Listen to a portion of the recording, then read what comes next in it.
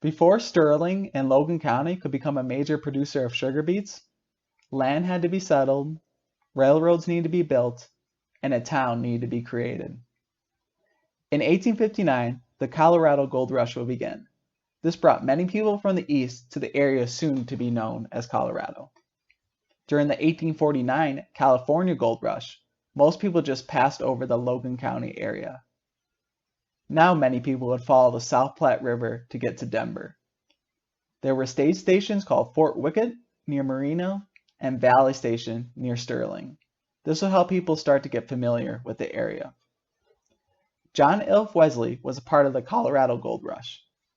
Instead of getting involved in mining, he would open up a retail store in Denver. This will help him get the money to buy cattle. Ilf will create the largest ranch in Colorado history. It was mainly located in northeast Colorado. Others would follow in his footsteps. W.S. Hadfield came to the Sterling area in 1871. There were Greeley ranchers camping along the river, but Hadfield will be the first permanent settler. He also came from the Union colony in Greeley and would drive oxen from there and would eventually raise sheep. Hadfield homesteaded near Pawnee Creek, 3 miles south of where Sterling would eventually be. Some settlers came after and got scared of the Indians. He would convince them to stay.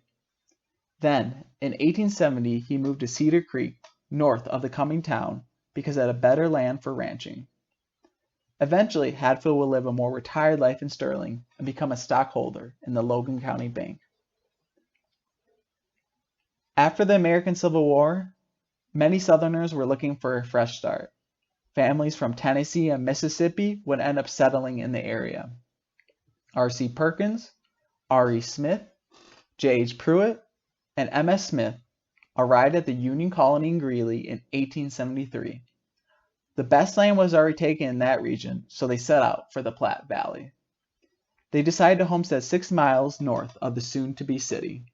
The families built sod homes, and the area would eventually be known as Old Sterling. Lumber, livestock, and firewood was freighted in from Greeley.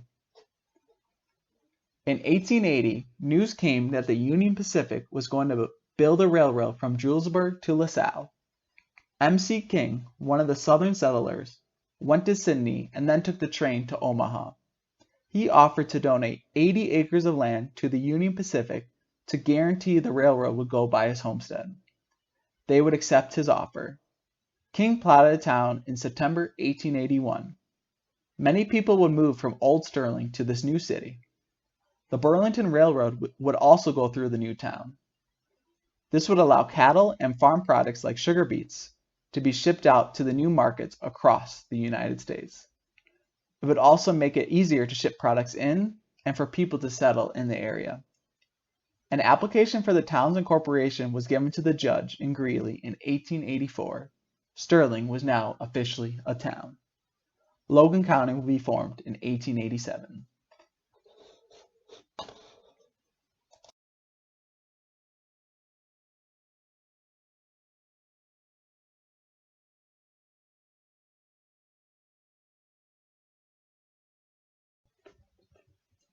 To grow sugar beets, Logan County farmers must have access to water. While the semi-arid environment of Colorado does not get enough rain for farming, the state was able to figure out the ancient tradition of irrigation. Logan County and Sterling utilize the South Platte River to produce the sugar beets for their factory. This river, which starts in the Rocky Mountains, flows through Denver, Greeley, Fort Morgan, Sterling, and Julesburg. Along this route, canals and reservoirs would be built to support agricultural production in Colorado. The first official ditch built in Logan County was the Sterling No. 1 ditch. It was built on the Godfrey Ranch. Holland Godfrey came to the area in 1861. Many people heading to the mountains for the gold rush would follow the South Platte River to get there. He would set up a station and a general supply depot to support these travelers. In 1872, a group of men would come together to build a ditch on this ranch. They would start the Fort Wickett Ditch Company, which would later be renamed the South Platte Ditch Company. Chambers, a homesteader on this land and one of the men who helped build the ditch, would plant some crops to test it out. At times, it was hard to get the labor to complete the ditch. For example, when word came that the Union Pacific was going to connect to Denver via Cheyenne, many of the workers left. After this initial ditch, many more irrigation projects would be built. Around the same time as Sterling No. 1 ditch, Schneider and the Buffalo ditches were built. These first ditches were only built in bottomlands where it was easier to get water to them. As the population grew and confidence in ditch building increased, higher lands were taken on. In between 1875 and 1886, the Springsdales, Davis Brothers, Smith, Lowline, Iliff, and Sterling No. 2 ditches were built. The coming of the railroad in 1881 is a big reason why there was such an increase in the number of ditches. More people would be willing to invest in irrigating land where the crops could be shipped out to the market. The last push for ditches came in 1890 with the building of Harmony, Bravo, Palo, and Dillon ditches. These projects will be the initial foundation of irrigation in Logan County.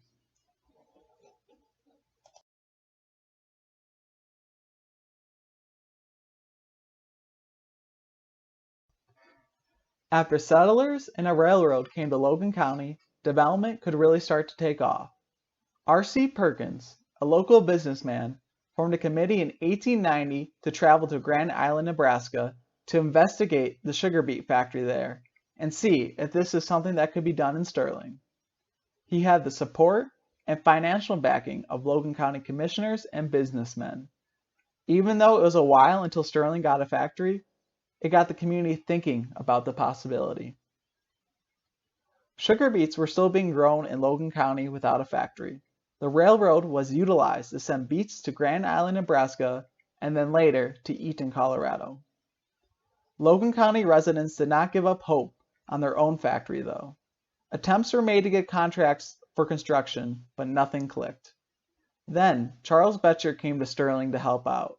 He got contracts signed with Kibley Manufacturing Company from Ohio on behalf of Sterling.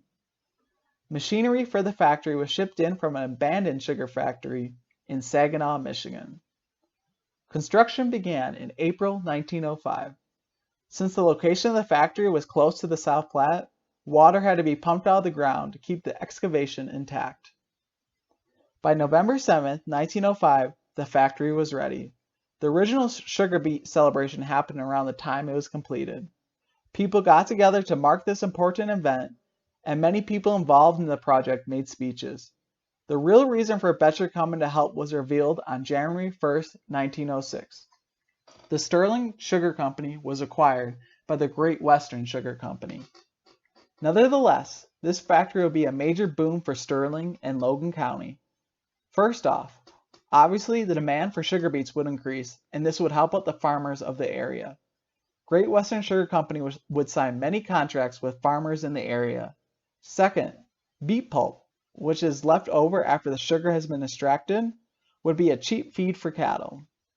Ranching was an important industry in Logan County area even before farming. Instead of shipping in corn from Kansas, Nebraska, and Iowa, ranchers now have access to more cost-effective feed.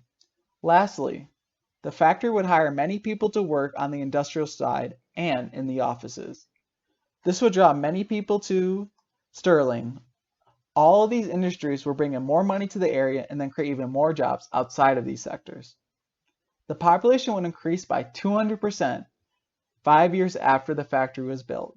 Sterling was a regional leader and a growing place. Brush, Fort Morgan, and Ovid would follow Sterling in building a sugar beet factory. All these cities are located along the South Platte River.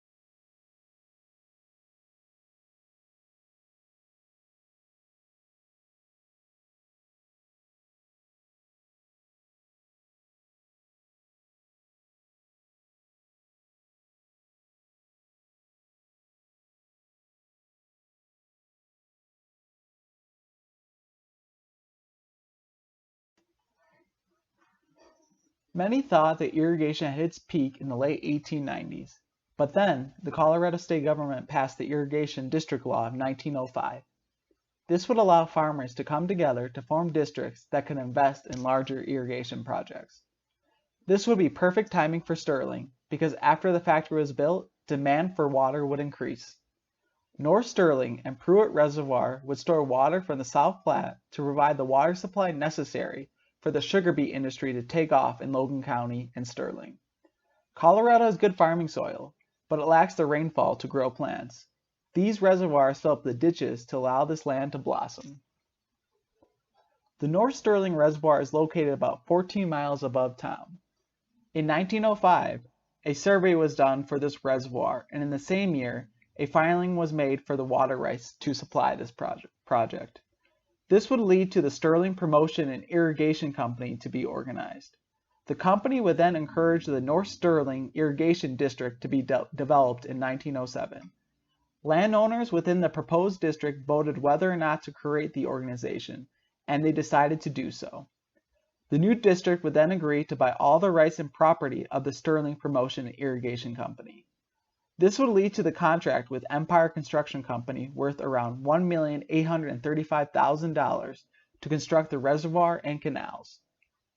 Work on the dam started in 1909 and was completed in 1910. They would use horses, pull elevators, wagons, and tractors to build the project. The horses would pasture on Cedar Creek, and they did not have to be tied up at the end of the day because they were so tired.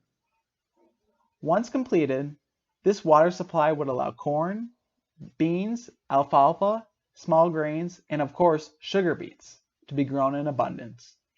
This would increase the value of Logan County land supplied by this project. North Sterling Reservoir would also be a place that fascinated local residents and provided a space for recreation. For example, people would have picnics and go fishing there. In 1992, a state park was established. The second major reservoir of the area would be Pruitt Reservoir. Located south of Merino, this project would also increase the value of the land and grow many sugar beets that would be sent to the Sterling factory. Great Western Sugar Company saw this budding area and thought it would be a great place to grow sugar beets. While the ditches were a great start, the area needed a reservoir to supply the water needs of sugar beets. Great Western had engineers make a report on the potential project. This will lead to a petition to create the Logan Irrigation District, which was published in the Republican Advocate newspaper. This document was then presented to the county commissioners of Logan County. Landowners within the proposed district voted in favor of its creation, and in 1910, the Logan Irrigation District was created. It is now time to figure out how to fund this project and start building it. As laid out by the irrigation law, districts would utilize bonds to finance the project. A resolution was created to take out $480,000. A contract was then created that included the Pruitt Reservoir and Land Company, Logan Irrigation District, and the Denver National Bank. The district would use this funding to pay the Great Western Sugar Company to organize labor, material, and appliances. The Logan County newspaper, the Republican Advocate, stated on July 25, 1911, "Few Sterlingites have visited the work and realized the immensity and importance to this community. Not only is its construction putting thousands of dollars in circulation for labor and supplies, but will add thousands of dollars to the value of the land under it and mean additional thousands in increased crops." Pruitt Reservoir would be completed in 1912 and would provide the water that the sugar beet farmers and the Great Western Sugar Company needed. With a growing population, 2 railroads, a factory, an expanding city, and irrigation, Sterling and Logan County was set up to become a thriving sugar beet region.